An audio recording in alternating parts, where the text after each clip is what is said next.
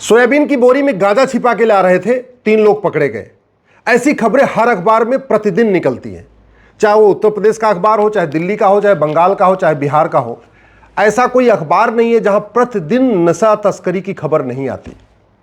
और कड़वी सच्चाई यह भी है, भारत का चाहे वो लॉ कॉलेज हो, चाहे इंजीनियरिंग कॉलेज हो, चाहे मेडिकल कॉलेज हो, चाहे बीएड कॉलेज हो, सिंपल बीए, बीएससी, बीकॉम का कॉलेज हो, या कोई यूनिवर्सिटी हो, ऐसा कोई भी यूनिवर्सिटी कॉलेज नहीं है जहां पे ड्रग स्मगलिंग नहीं हो रही है, जहां नशे की खेप नहीं पहुंच पा रही है। और अब तो हालत ये 10वीं 12वीं के स्कूलों तक पहुंच चुकी है। 10वीं 12वीं के लड़कों को ही नशेड़ी बना के उन्हीं से नशा बिचवाया जा रहा है और बाकी लड़कों को दिया जा रहा है। ये पंजाब में जो कन्वर्जन है उसका मूल कारण है ड्रग। मणिपुर जो जल रहा है उसका मूल कारण है ड्रग। इस नशा तस्करी को रोकने के चक्कर में कितने हमारे पुलिस के जवान बलिदान हो चुके हैं, कितने लोग मारे जा चुके हैं। और सबसे बड़ी बात, इस नशे के कारण हमारी संस्कृति बर्बाद हो रही है। लड़के नशेड़ी हो रहे हैं, लड़कियां नशेड़ी हो रही हैं। जब नशेड़ी हो जाते हैं फिर उनके अंदर फुहड़ता भर जाती है, फिर अश्लील फिल्में देखना शुरू करते हैं, अश्लील गाने सुनना शुरू करते हैं। एक बार वो ड्रग एडिक्ट हुए, उसके बाद फिर एक के बाद एक के बाद एक के 10 और बीमारियां उनको लग जाती हैं। सबसे बड़ा जो हमारे खतरा है, व्यापारी वर्ग के बच्चे नशेड़ी हो रहे हैं। इस देश को चलाने वाला जो व्यापारी वर्ग है, जो अग्रवाल समाज है, जो माहेश्वरी समाज है, जो मारवाड़ी समाज है, जो जैन समाज है, जिनके 1 या 2 ही बच्चे होते हैं, वो भी नशेड़ी होते जा रहे हैं। और बड़े प्लांट में उनको नशेड़ी बनाया भी जा रहा है। पूरी मैपिंग हो गई है, क्योंकि उनको पता है ये बड़े घर का लड़का है, करोड़ों का मालिक है, इसको नशेड़ी बनाओ, खूब पैसा आएगा। भारत को बर्बादी की तरफ ले जाया जा रहा है इस नशे के कारण, इस नशे के जरिए। दुर्भाग्यवश न संसद में इस पर चर्चा हो रही है, न सुप्रीम कोर्ट में चर्चा हो रही है। आए दिन खबरें आती रहती हैं, नशा तस्कर पकड़ा गया, छापा पड़ा, लेकिन कभी यह नहीं छपता कि हाँ नशा तस्कर को फांसी हो गई, नशा तस्कर की 100% प्रॉपर्टी जब्त हो गई, नशा तस्कर की नागरिकता खत्म हो गई। और वो क्यों नहीं छपता? क्योंकि हमने ऐसा कोई कानून ही नहीं बनाया। ड्रग स्मगलिंग हमारे लिए इतना बड़ा खतरा है, इसके बावजूद भारतीय न्याय संहिता में हमने एक कोई चैप्टर डाला नहीं ऑफेंस ड्रग के लिए। ड्रग जो है, ये ड्रग का कारोबार हमारी पूरी यंग जनरेशन को बर्बाद कर रहा है। इसके बावजूद हमने जो भारतीय साक्ष्य संहिता बनाई है, जो एविडेंस एक्ट बनाया, इसमें नशा तस्करों का नार्को टेस्ट होगा, पॉलीग्राफ टेस्ट होगा, ब्रेन मैपिंग टेस्ट होगा, ये हमने मैंडेटरी किया ही नहीं। ये ड्रग स्मगलिंग हमारी राष्ट्र की सुरक्षा के लिए खतरा है। अरे जब यंग जनरेशन ही बर्बाद हो जाएगी तो राष्ट्र बचेगा कैसे? जो देश होता है, जो राष्ट्र होता है, वो इसी से तो होता है कि उनकी यंग जनरेशन कैसी है, वो क्या कर रही है, कितना वो शक्तिशाली है, कितना वो उसके अंदर ज्ञान है, कितना उसके अंदर विज्ञान है। जब नशेड़ी हो जाएंगे तो बचेगा क्या? राष्ट्र की सुरक्षा के लिए खतरा। इसके बावजूद हमने जो एनएसए है, हमारा नेशनल सिक्योरिटी एक्ट, इसमें हमने ड्रग स्मगलिंग को शामिल ही नहीं किया। न ड्रग स्मगलिंग करने वालों पे एनएसए लग रहा है, न उनके मददगारों पे एनएसए लग रहा है। ड्रग स्मगलिंग से बड़ा अनलॉफुल एक्टिविटी कोई हो ही नहीं सकती।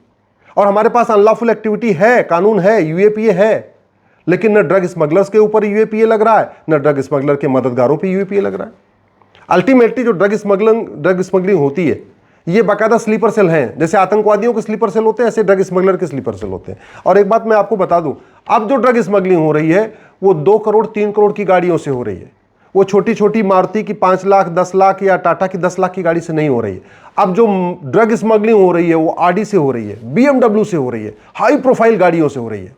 उस पर सांसदों का स्टिकर लगा हुआ है, उस पर जजों का स्टिकर लगा हुआ है। ऐसे हाई प्रोफाइल वीवीआईपी नंबर है, 1111 ऐसे नंबरों से हो रही है, 0001 ऐसे, मतलब वीवीआईपी नंबरों से हो रही है। ऐसी लग्जरी गाड़ियां, उनके वीवीआईपी नंबर, सामने वाले पुलिस वाले देख के रोकते भी नहीं गाड़ी, कि पता जज साहब जा रहे होंगे, सांसद जा रहे होंगे, मंत्री जा रहे होंगे, बाकायदा उस पर सांसद विधायक मंत्री का स्टिकर भी लगा होता है। क्यों ये सब चल रहा है? क्योंकि हमने कानून को कठोर नहीं बनाया। सिंगापुर में पहले ये नियम था कि जैसे आप सिंगापुर में जाओगे, आपको जो वहाँ पे इमिग्रेशन सर्टिफिकेट होगा, उस सर्टिफिकेट के पीछे एक लाल रंग का स्टैंप लगा दिया जाता था। उसमें लिखा रहता था कि अगर आपके पास ड्रग मिली तो आपको देखते गोली मार दी जाएगी। उसके बाद थोड़ा विवाद हुआ तो उन्होंने फिर वो देखते गोली मारने वाला हटा दिया। अब उन्होंने क्या कर दिया, फांसी देने का कानून बना दिया। एक भारत का ही व्यक्ति सिंगापुर में 900 ग्राम गांजा के साथ मिला था, मात्र 900 ग्राम गांजा। यहाँ तो 9-9 कुंटल गांजा मिलता रहता है। मात्र 900 ग्राम गांजा मिला था, सीधे उठा के फांसी दे दिया। सिंगापुर में नियम है कि 6 महीने के अंदर फांसी होगी अगर आपने ड्रग स्मगलिंग किया। ऐसा कानून हम क्यों नहीं बना दे रहे? हमारी पूरी यंग जनरेशन बर्बाद हो रही है, हम ऐसा कानून क्यों नहीं बना रहे? कानून बनाने की तो कोई लागत भी नहीं आती। हम ड्रग स्मगलर की नागरिकता खत्म करने के लिए कानून क्यों नहीं बना रहे? ड्रग स्मगलिंग का पूरा खेल जो चल रहा है उसका मूल कारण है भ्रष्टाचार। अल्टीमेटली जो ड्रग स्मगलर का पूरा काम करते हैं, इसमें कहीं एसडीएम भी मिले होते हैं, कहीं एडीएम भी मिले होते हैं, कहीं हवलदार कोई मिला होता है, कोई थानेदार मिला होता है, कोई ना कोई इसमें नेक्सस पूरा रहता है। कई जगह पार्षद मिले होते हैं ड्रग स्मगलर के साथ, कहीं कहीं प्रधान मिले होते हैं, कहीं सांसद मिले होते हैं, कहीं विधायक मिले होते हैं। ड्रग स्मगलर पॉलिटिकल पार्टियों को अच्छी फंडिंग भी कर रहे हैं, ड्रग स्मगलर नेताओं को अच्छी फंडिंग कर रहे हैं। और ये सारा कारोबार इसलिए चल रहा है कि प्रिवेंशन ऑफ करप्शन एक्ट हमारा महा घटिया है, महा सड़ा हुआ है। पता नहीं ना तो ड्रग स्मगलिंग को हम जघन्य अपराध घोषित कर रहे हैं, ना हम भ्रष्टाचार को जघन्य अपराध घोषित कर रहे हैं। और जब जघन्य अपराध घोषित नहीं करेंगे, लोगों को आजीवन कारावास, फांसी नहीं होगा, नागरिकता खत्म नहीं होगी, तो कानून का खौफ नहीं होगा, खौफ नहीं होगा तो ड्रग स्मगलिंग चलेगी, और ड्रग स्मगलिंग चलेगी तो हमारी यंग जनरेशन बर्बाद हो जाएगी। ड्रग स्मगलिंग का पूरा कारोबार जो चलता है हवाला के जरिए चलता है, कैश में चलता है, ऑनलाइन बहुत कम होता है, बैंक के जरिए ट्रांजैक्शन बहुत कम होता है, मैक्सिमम जो होता है हवाला के जरिए चलता है। हवाला का मूल कारण बड़ी नोट। मुझे समझ में नहीं आ रहा है 100 रुपए से बड़ी नोट चल किस लिए रही भारत में, जब 80% लोग भारत में प्रतिदिन 100 रुपए से कम खर्च करते हैं, और जो 20% लोग 100 रुपए से ज्यादा खर्च करते हैं उन सबके पास एटीएम, पेटीएम, भीम, UPI, debit card, credit card है। आज की डेट में चाय बेचने वाला, पान बेचने वाला, गोलगप्पे बेचने वाला, जूता बनाने वाला, पंचर बनाने वाला भी पैसा ऑनलाइन ले रहा है। फिर ये 500 की नोट चल किस लिए रही है?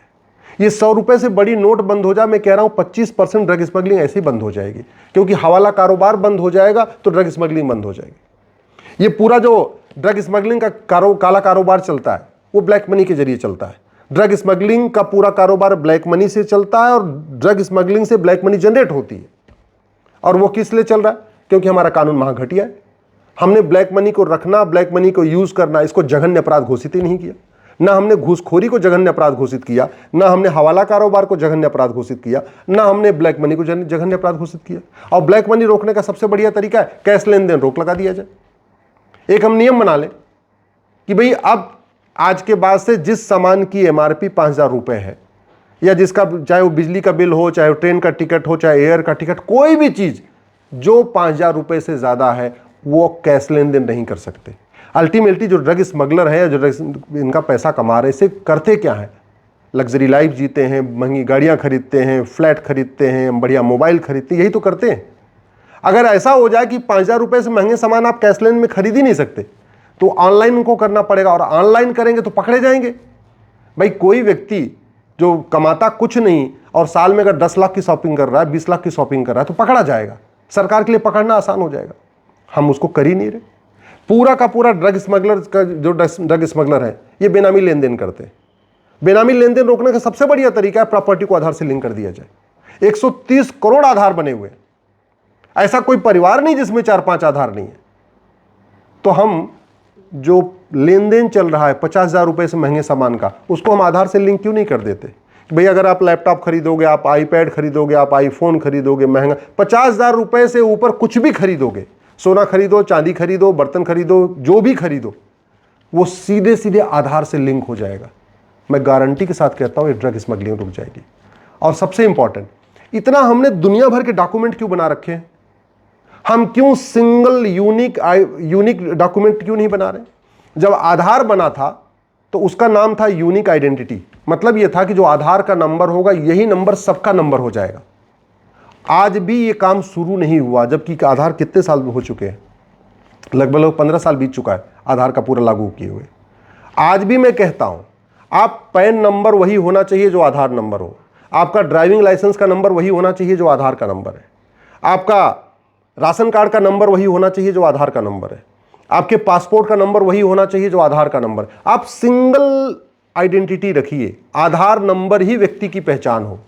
और जहां भी वो ट्रांजैक्शन करे, एयरपोर्ट से गुजरे, महंगी शॉपिंग करे, कुछ भी करे, वहां आधार पे आप उसका अंगूठा लगवाते जाइए। बड़े आराम से ड्रग स्मगलिंग रुक जाएगी। ये ड्रग स्मगलिंग रोकना कोई बहुत मुश्किल काम नहीं है।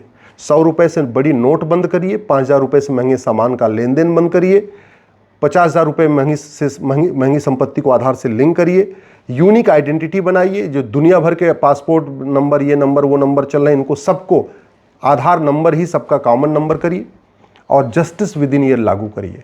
नशा तस्करों और उनके मददगारों की 100% प्रॉपर्टी जब्त करने, नागरिकता खत्म करने, आजीवन कारावास, फांसी देने के लिए कानून बनाइए। मैं गारंटी के साथ कहता हूं 6 महीने के अंदर नशा तस्करी भारत में बंद हो जाएगी और जो करोड़ों माँ बाप नशेड़ी बच्चों से परेशान हैं उनकी समस्या खत्म हो जाएगी। जो करोड़ों बहनें नशेड़ी अपने पतियों से परेशान हैं उनकी समस्या खत्म हो जाएगी। जो करोड़ों बच्चे नशेड़ी बाप से परेशान हैं उनकी समस्या खत्म हो जाएगी। नहीं तो हम मंदिर बनाते रहें, ये करते रहें, वो करते रहें, प्रार्थना करते रहें, सेमिनार करते रहें, कॉन्क्लेव करते रहें, इससे कुछ नहीं होगा। ये नशा और फुहड़ता भारत को बर्बाद कर देगा और जहां हम पहुंच चुके हैं, अगर अभी भी हमने नशा और फुहड़ता नहीं रोका तो 20 से 25 साल के बाद भारत ऐसा होगा जो आपने सोचा भी नहीं था।